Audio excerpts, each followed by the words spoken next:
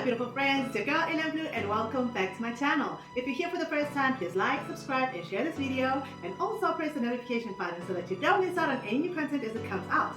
So now we're gonna move to the next allegation, which is Mr. Combs exerts control over Ms. Ventura's career and personal life. Alright, so from the very start of the relationship, Mr. Combs exerted his power and influence over Ms. Ventura. This dynamic was fueled by the nearly 20-year age difference, as well as their relative positions in the entertainment industry, with Mr. Combs considered a music mogul and Ms. Ventura at the very start of her career as an entertainer. Mr. Combs' aggressive and demanding approach to those he worked with made it impossible for anyone to challenge him, and Ms. Ventura soon learned that Mr. Combs insisted on blind loyalty from everyone in his inner circle.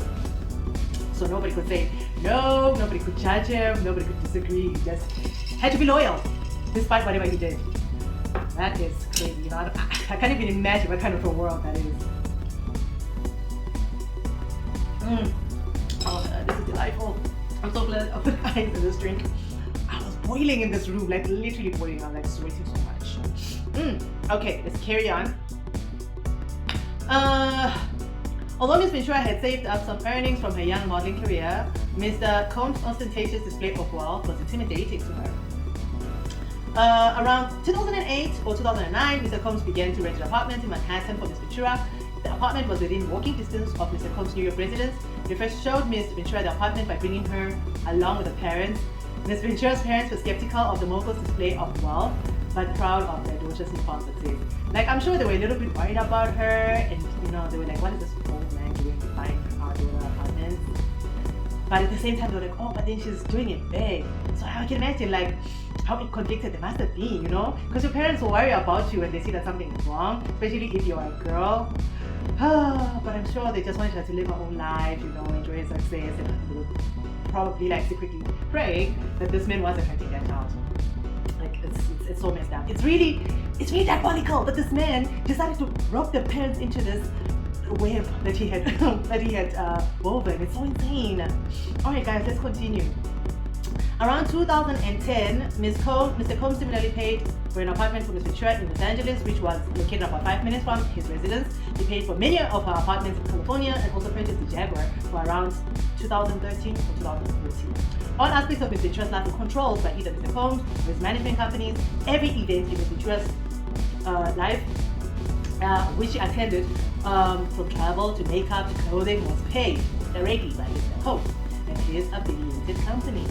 So there was no way that Cassie could have any independent decision making, because everything was paid for by Diddy. He was bought and paid for, basically. Compounding all of this all-encompassing intrusion into her life, Mr. Combs secured his control over the young and impressionable Ms. Ventura by introducing her to a drug-fueled lifestyle that kept her complacent and compliant. Mr. Combs first introduced Ms. Ventura to opiates around 2008 and would open her pills and other drugs out in the open like candy.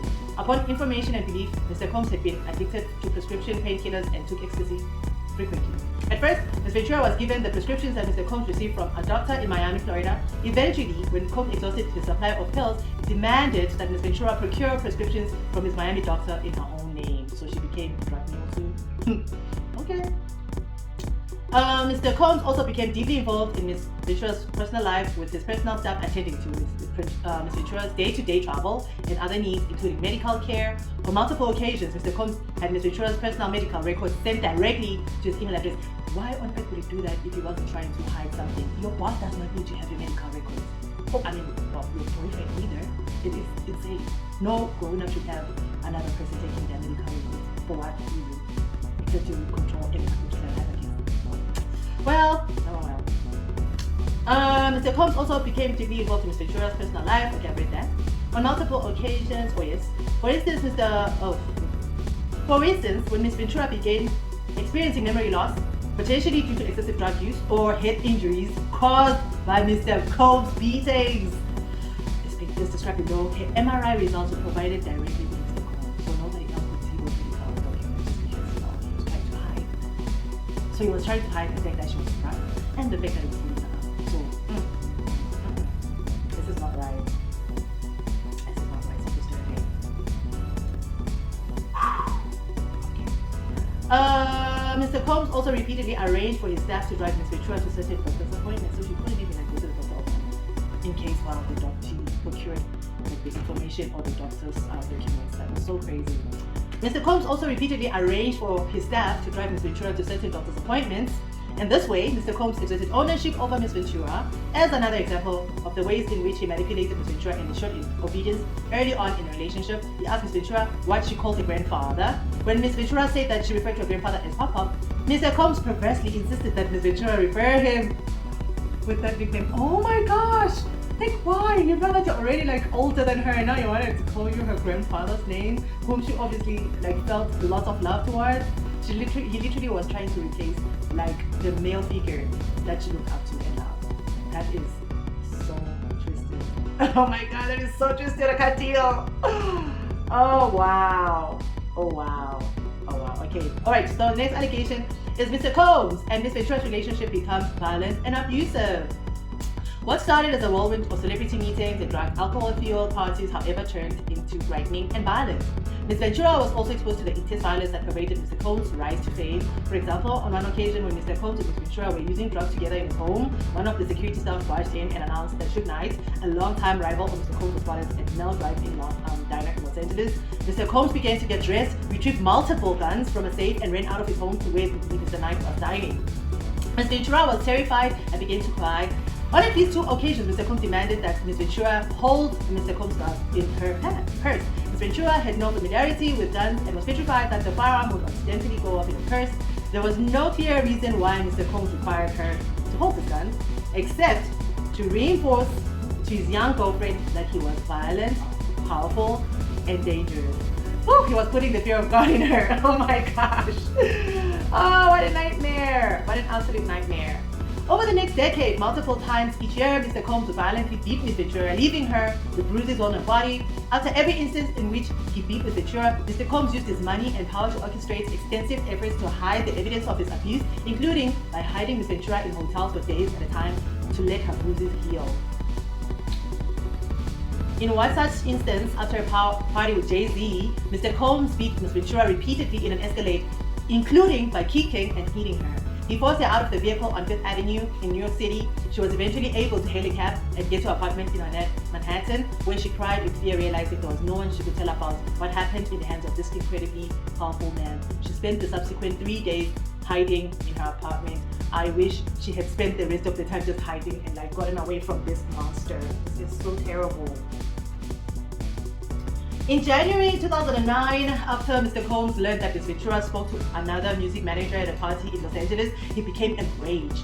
She had hoped speaking to this manager would allow her to further grow her career and that Mr. Combs would be happy for her. Why would he be happy for her? He wasn't trying to get her to progress. He just wanted control over her.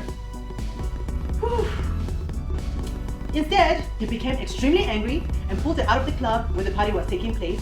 In the car leaving the club, Mr. Combs beat Ms. Ventura, pushing her into a corner of the vehicle and stomping on her face. Who stomps on another person's face? Like, seriously, who does that? Like, are you trying to like literally end her? And she's such a pretty girl. Like, how do you put your shoe on a pretty face? Oh, you're on any face! And she was so young as well. Like, this is so ridiculous. Wow, I'm like this. This is crazy. This is just crazy. Yeah. I'm having like struggles taking all of this in. Oh my gosh. When the car arrived at Mr. Combs' residence, Ms. Ventura attempted to run away, but Mr. Combs followed her and proceeded again to kick her in the face. You guys. Ms. Ventura was bleeding profusely and was ushered into Mr. Combs' home, where she began to throw up from the violent assault. Like, that means the bleeding is bad. Like, how bad do you think the bleeding has to be for you to start throwing up? Oh my god. The horror of this. The horror of this, I don't even want to think about this, like honestly. Okay, so upon recognizing the damage he had done to and the physical evidence of his abuse, Mr. Combs panicked and forced his staff to bring Ms. Ventura to a hotel suite in the London Hotel in Los Angeles, where she was required to stay for a week. During the stay, as the injuries from the bleeding healed, Ms. Ventura began to fully realize that Mr. Combs' tremendously loyal network not only knew about and witnessed his assault, but also that his witnesses were not willing to do anything meaningful to help her. She recognized that she was powerless and that reporting Mr. Combs to the authorities would not alter Mr. Combs' status or influence, but would merely give him an excuse to give her more details. You guys, that it's just so. Imagine being trapped like that. You can't even talk because you're afraid that the person is just gonna beat you someone. Oh, that kind of makes sense. I guess that's why some people stay in this relationship and the person is like, you've been broken, literally been broken so much that there is no way out. You're just afraid to even like try and escape. You're afraid to even like tell anybody about this because once he hears that you spoke, then it's gonna just destroy you again. Oh, jeez. Mr. Coles proceeded to instruct his assistant to purchase excessive amounts of gifts for Miss Ventura, which were delivered to the hotel room where she remained trapped. Yeah, that's what abusers do. They will hurt you, rape you, destroy you, and then when they realize that maybe you might have her too much of them, then they shower you with so much love and so many gifts and just confuse the hell out of you. And also to remind you that they do love you or that put you on a pedestal, and that just makes it even more difficult for the victim to leave. By Mr. Combs' own admission, his relationship with Miss Ventura was like Bobby and Whitney. That's another relationship which was really violent. And from what we have heard, Bobby and Whitney, they used to partake so much in narcotics and they would get so violent, especially Bobby hurting Whitney and, controlling her and just putting her through hell. So if Diddy was confident enough or cocky enough to actually compare his relationship with Cassie to that of Bobby and Whitney, that shows this guy, he didn't care at all. Not only did he not care, but he was so cocky. He knew that he could never get caught, and he knew that nobody could do anything to stop him. So he just said it in public. That's disturbing.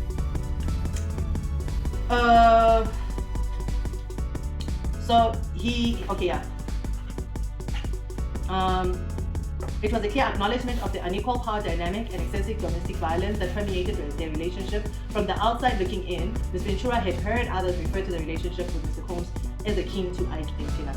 And if you heard the story about Ike and Tina, you've heard that he used to beat the brakes off her. She suffered for a long time in that marriage. So people were aware, and the fact that they're comparing Diddy and Cassie's relationship to Ike and Tina, it was no good. No good. Alright, let's carry on.